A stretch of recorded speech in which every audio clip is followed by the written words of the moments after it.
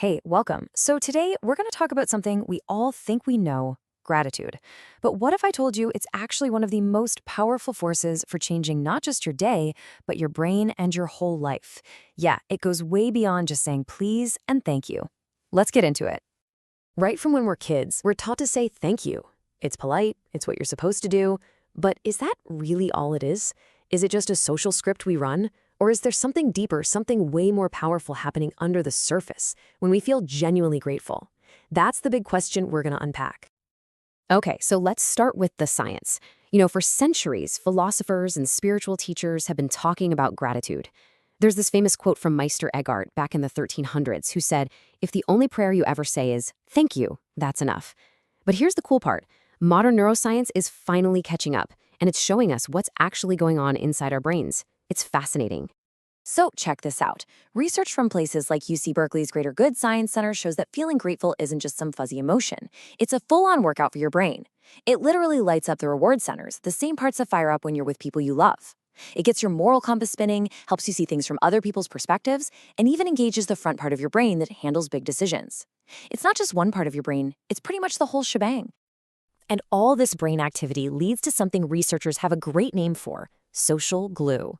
See, gratitude isn't just a private, internal feeling. It's something that actively pushes us to be better to each other. It makes us more generous, more helpful. It literally helps bind our families and communities together. It's the glue. So how does this social glue actually work? Well, you can kind of break it down into three simple steps. First, gratitude helps us find the good people in our lives, to spot those quality relationships. Second, it reminds us of all the good stuff that's already there in those connections. And third, it binds us even tighter by making the other person feel seen and valued. It's this amazing positive feedback loop. So the bottom line from all the science is this: gratitude isn't some optional extra. It's not just fluffy stuff. We are literally wired to be grateful. It seems to be a fundamental part of what helps us build strong relationships, become more resilient, and truly flourish as human beings. Okay, so we've looked at the brain. Now let's take this a step further, beyond the physical and into the realm of metaphysics. This is where gratitude stops being just a reaction to good things happening to us and starts becoming an active force that actually shapes our reality. And this right here is a massive shift in thinking. See, most of us think of gratitude as a reaction, right? It's an after effect. Something good happens, then we feel grateful. But this other view completely flips it on its head.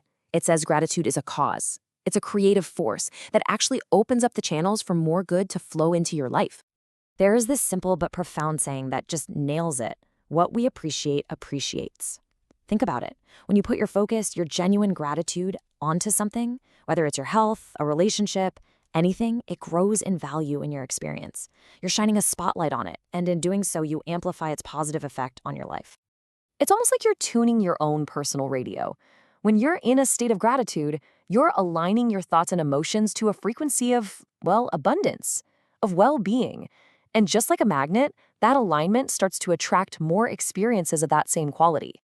It's not passive wishing, it's an active, creative state to be in. Okay, look, this all sounds pretty amazing when life is going well, right? When the sun is shining, it's easy to feel grateful. But what about when it's not? What happens to all this talk about gratitude when life is genuinely, crushingly hard? This is the real test, isn't it?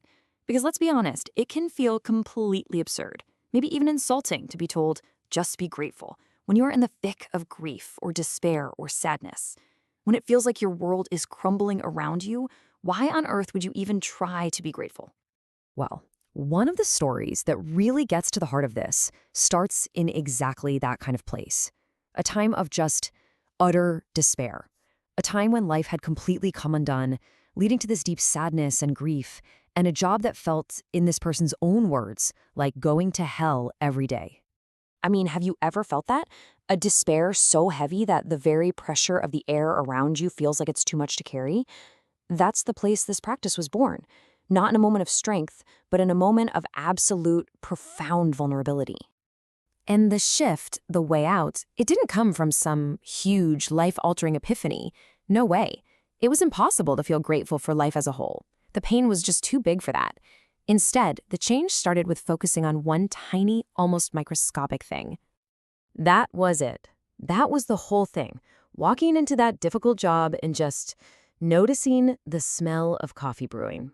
Not being grateful for the job or even the coffee itself, but just for that one pleasant smell. In a whole sea of misery, that one tiny anchor of gratitude was a lifeline. It was just enough to start opening the door back to life, even just a crack. And that small act, that tiny shift, points to this incredibly powerful, almost alchemical process called transmutation.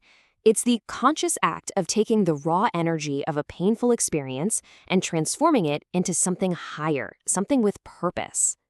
So, transmutation through gratitude isn't about ignoring your pain or pretending everything's fine. Not at all. It's about having a tool that lets you engage with that difficulty, to work with that energy, and actually use it for your own growth, for a deeper understanding of yourself and the world. And here's where things get really wild. There's this amazing parallel from a totally different field, quantum physics.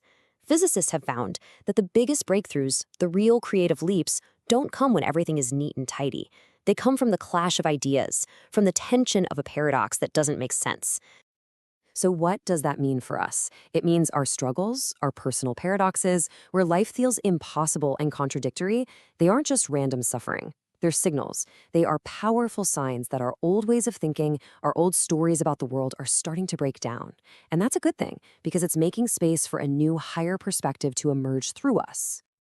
And this is really the ultimate shift.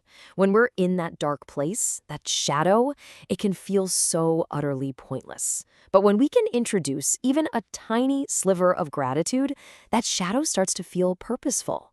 The struggle becomes an initiation, a preparation for us to grow and rise to a new level.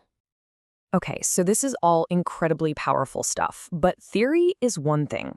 How do we actually put this into practice in our real lives, especially on those days when it feels impossible?